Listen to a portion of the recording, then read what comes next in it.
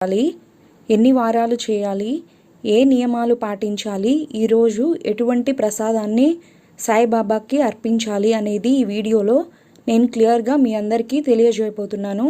భక్తి శ్రద్ధలతో ఈ దివ్య పూజని ఆచరించిన వారికి తప్పకుండా కోరికలు నెరవేరుతాయండి. ఎందుకంటే నా అనుభవం ప్రకారం చెప్తున్నాను.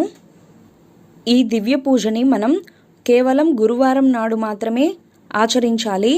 ఈ దివ్య పూజను మొదలుపెట్టే ముందు మనం ముందుగా ఎన్ని వారాలు పూజ చేస్తున్నాము అంటే 5 వారాల, 7 వారాల, 11, 21 ఎన్ని వారాల్లో మొక్కుకొని అంటే సంకల్పం చెప్పుకోవాలి. అంటే నేను ఈ కోరిక కోసం ఈ పూజ చేస్తున్నాను, నేను ఇన్ని వారాలు పూజ చేస్తాను స్వామి అని ఈ పూజని ఆరంభించుకోవాలి. ముందుగా సంకల్పం మనసులో అనుకోవాలి.